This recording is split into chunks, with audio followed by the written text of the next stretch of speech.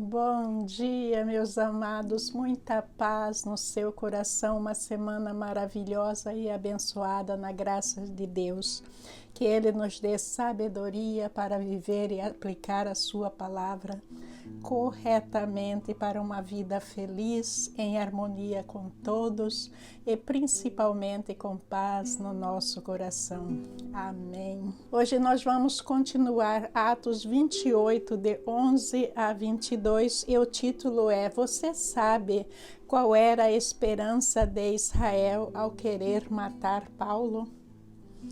No nosso coração, mesmo quando em pecado, a gente sempre tem esperança de algo, de realizar algo. Mas veja que tudo que nós acreditamos nesta vida, ela nos torna uma pessoa com um determinado caráter. O nosso pensamento, as nossas crenças, aquilo que a gente vê como verdade.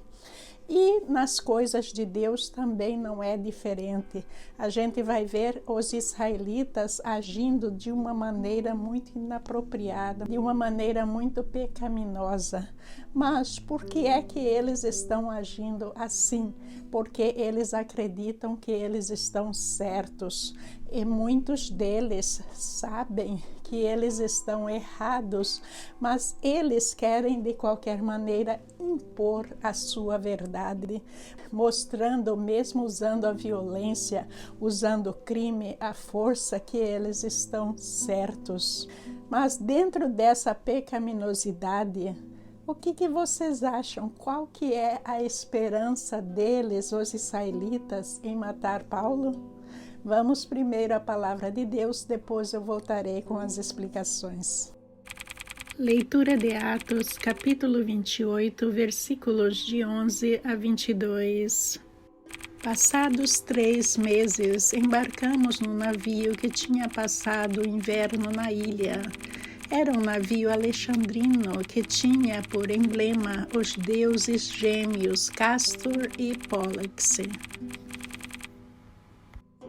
Aportando em Siracusa, ficamos ali 3 dias. Dali partimos e chegamos a Régio. No dia seguinte, soprando o vento sul, prosseguimos, chegando a Puteoli no 2º dia.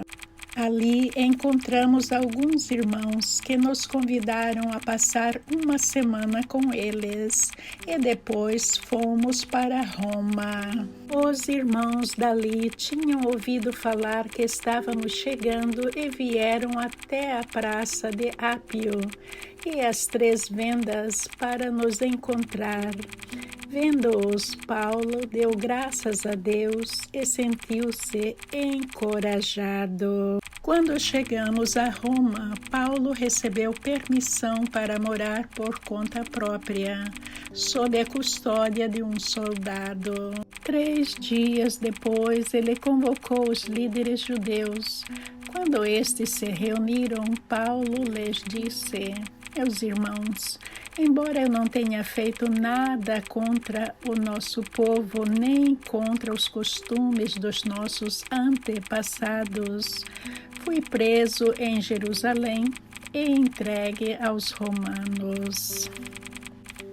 Eles me interrogaram e queriam me soltar, porque eu não era culpado de crime algum que merecesse pena de morte. Todavia, tendo os judeus feito objeção, fui obrigado a apelar para César, não porém por ter alguma acusação contra o meu próprio povo.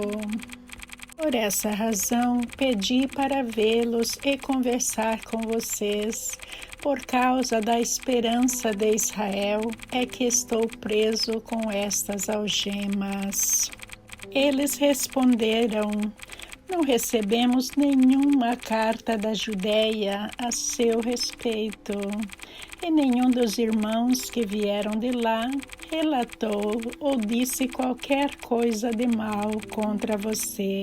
Todavia, queremos ouvir de sua parte o que você pensa, pois sabemos que por todo lugar há gente falando contra esta seita e vai começar dizendo que eles finalmente, depois de 3 meses, acharam um navio alexandrino e vão embarcar nele.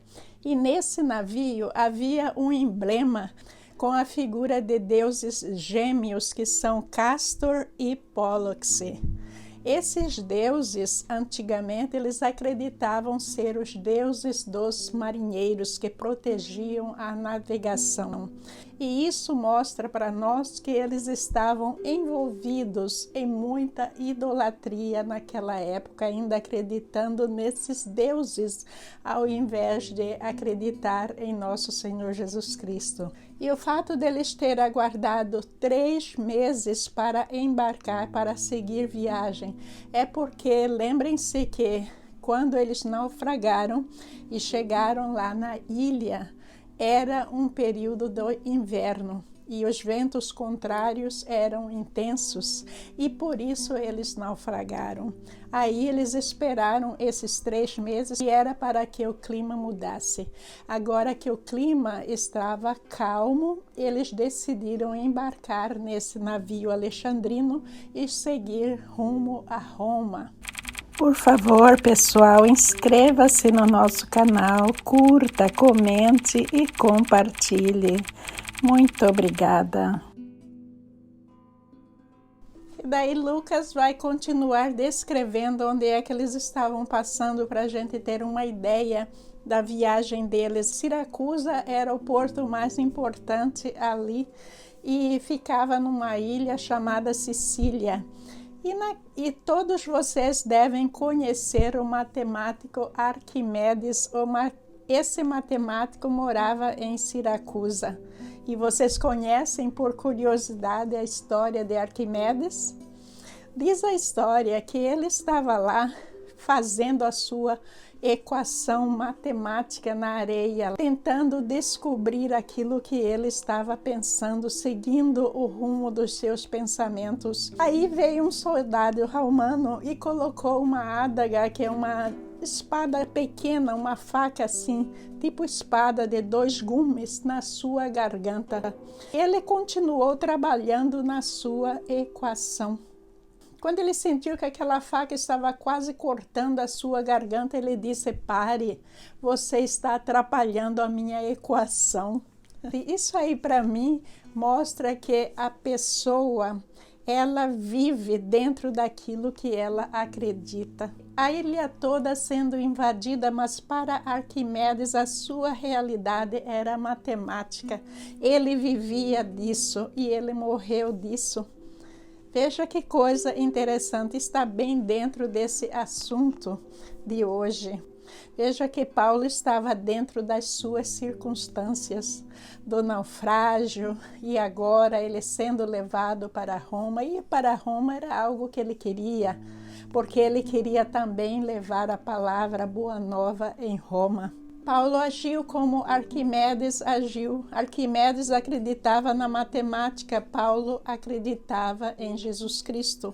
Então, Paulo estava ali a trabalho de nosso Senhor Jesus Cristo e não perdeu tempo em 3 dias fundando mais uma igreja. E quando eles chegaram em Puteoli também, houve um fato interessante que Paulo encontrou alguns irmãos da fé ali. Eles os convidaram para passar uma semana com eles. E o comandante do navio decidiu seguir viagem. Paulo embarcou com eles e seguiram para Roma. Aí, finalmente, eles estavam chegando em Roma. Está dizendo a palavra de Ápio e as 3 Vendas. Essa região já pertencia a Roma. E Ápio era uma cidade tipo mercado à beira do porto ali, em que os marinheiros paravam seus navios. Esses navios alexandrinos normalmente carregavam grãos. E 3 Vendas era um lugar que havia hospedagem para as pessoas que vinham nesses navios. Então, era um lugar bem famoso, bem conhecido dos marinheiros, e eles normalmente já portavam ali para descansar e seguir viagem. E curiosamente, nesse lugar, as pessoas já tinham ouvido falar da chegada de Paulo, da chegada desse navio, e vieram para cumprimentá-los. E chegando no seu destino, Paulo, como um prisioneiro, ele foi entregue pelo centurião Júlio aos comandantes de Roma. E Paulo recebeu a permissão de ficar em uma casa lá por conta própria, talvez alugada, guardado por um soldado. E nós vamos ver que nesse caráter de Paulo, ele não parou o seu trabalho. E nós sabemos que ele estava ali nessa troca de guardas, todo o contato que ele tinha, ele não perdia a oportunidade de falar da Boa Nova, falar sobre Jesus Cristo.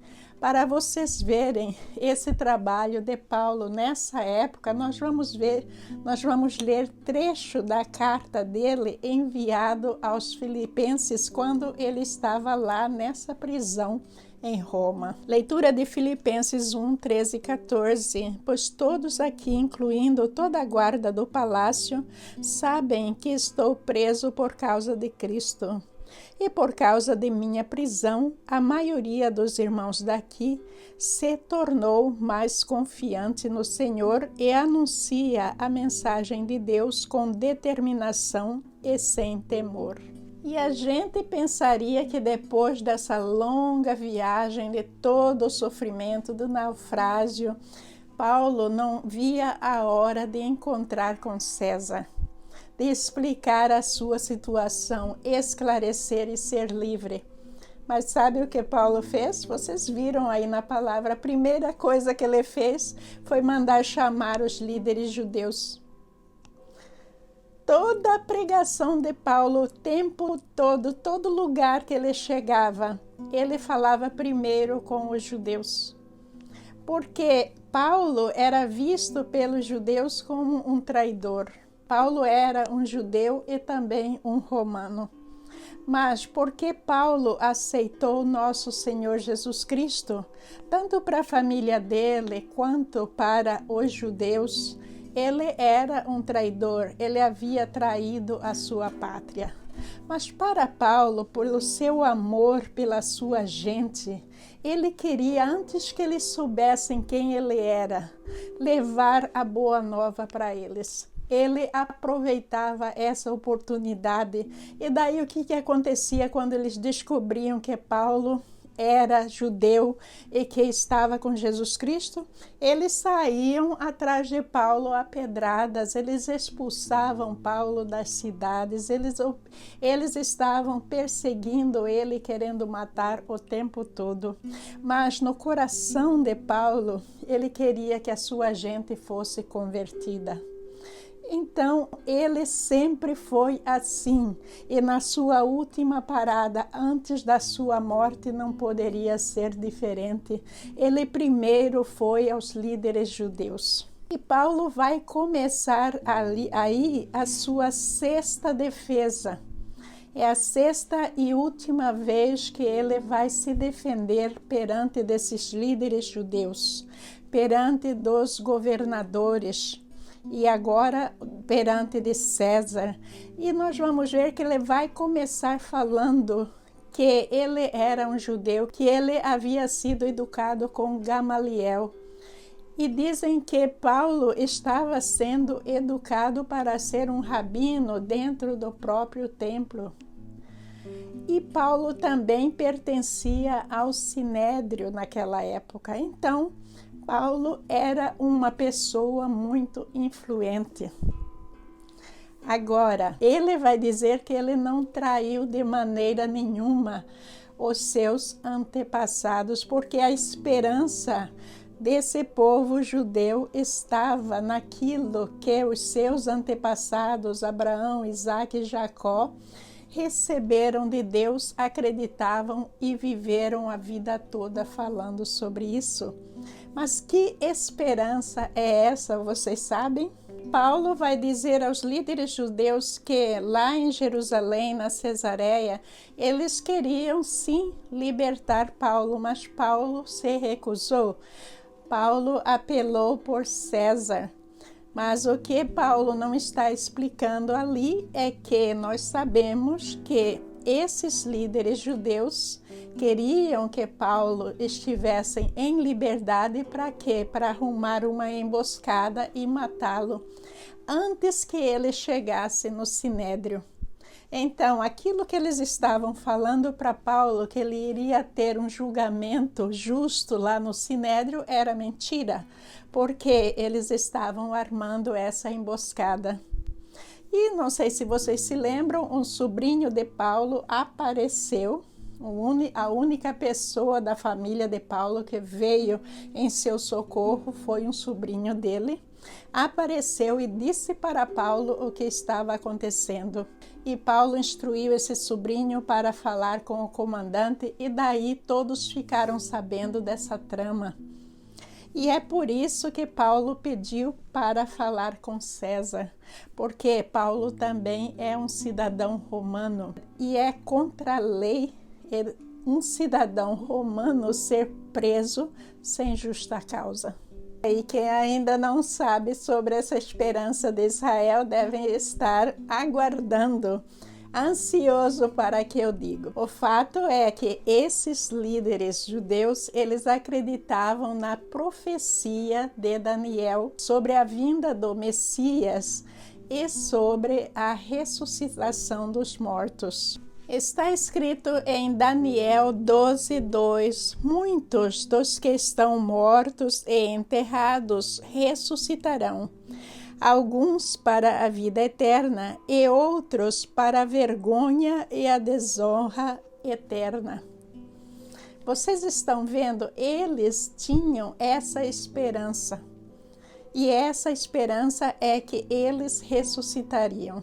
Aí entra uma série de problemas, porque eles não reconheceram nosso Senhor Jesus Cristo como o Messias, por uma falsa crença. E aí começa toda essa falsa crença. Muitos deles, depois da ressuscitação de nosso Senhor Jesus Cristo, eles sabiam que Cristo era o Messias, mas eles batiam na mesma tecla dizendo que não. Porque eles não encontraram provas, até hoje não existe prova nenhuma dizendo que Cristo não era o Messias, principalmente que ele não havia ressuscitado, porque ele ressuscitou na frente de muitas pessoas. Pessoas o tocaram, falaram cara a cara com ele, então é impossível desmentir algo assim. A gruta em que o corpo de nosso Senhor Jesus Cristo estava guardada por soldados. Essa gruta estava trancafiada com uma rocha imensa que ninguém poderia movê-la facilmente. Então, esses judeus, eles estavam numa situação muito difícil, porque eles não poderiam de maneira nenhuma provar que Jesus não ressuscitou. Então, eles, na sua pecaminosidade, continuavam nessa falsa esperança de que o Messias ainda iria vir, de que essa ressuscitação dos mortos ainda iria acontecer.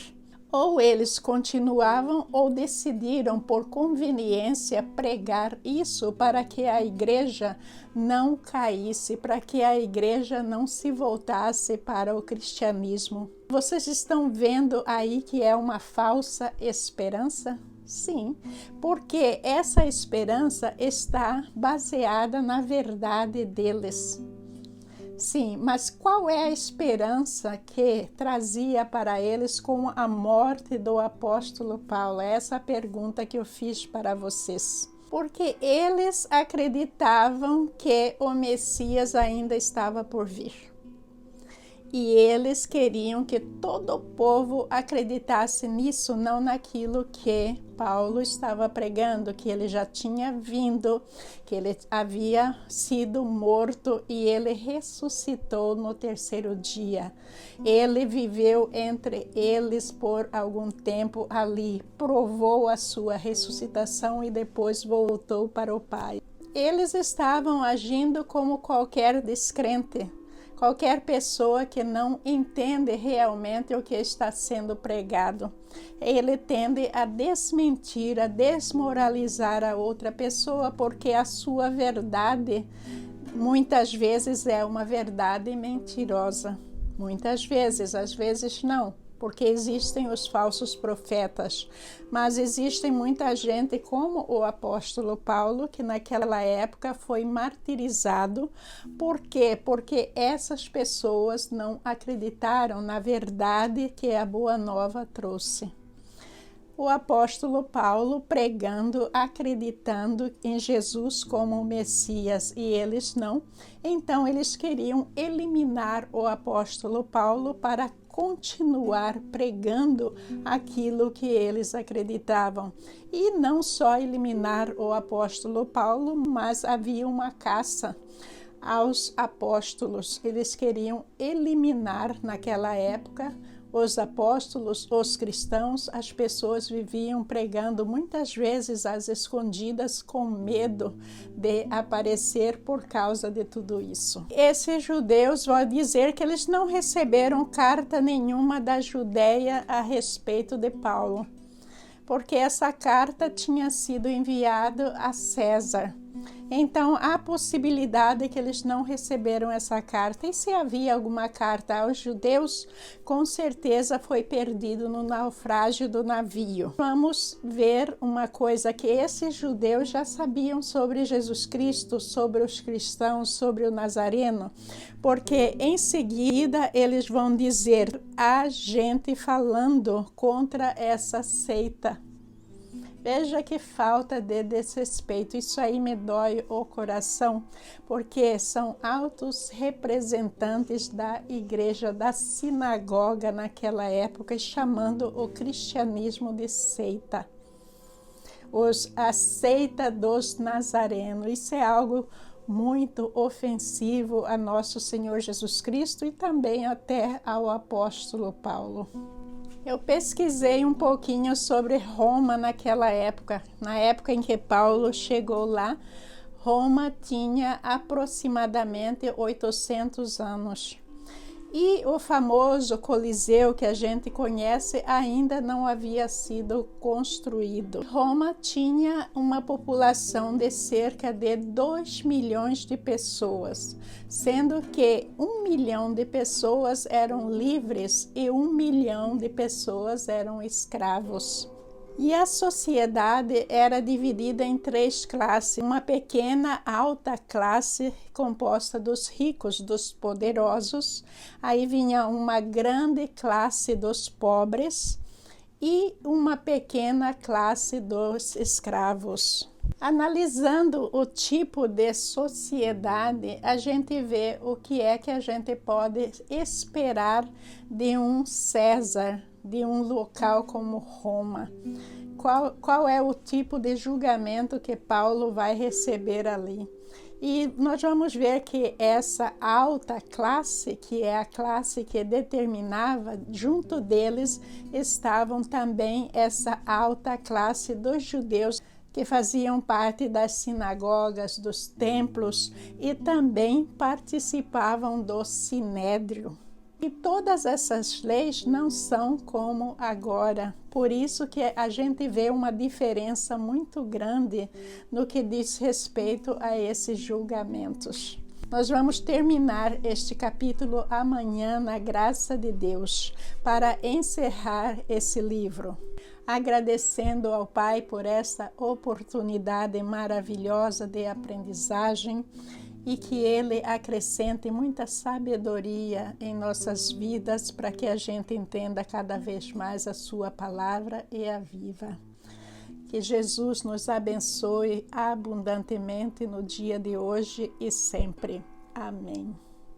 No mais, meus irmãos, muito obrigada por sua participação, por estar nos ajudando, compartilhando o nosso trabalho, colocando um joinha, subscrevendo no nosso canal. A subscrição é muito importante para terem acesso nos outros vídeos. E também, quando subscreve, é bom clicar no sininho, porque quando eu publico um novo vídeo, vocês serão notificados. Muito obrigada, eu agradeço abundantemente. Este trabalho é realizado para Deus. Nada mais, meus irmãos. Que Jesus nos abençoe. Um bom dia e muita paz.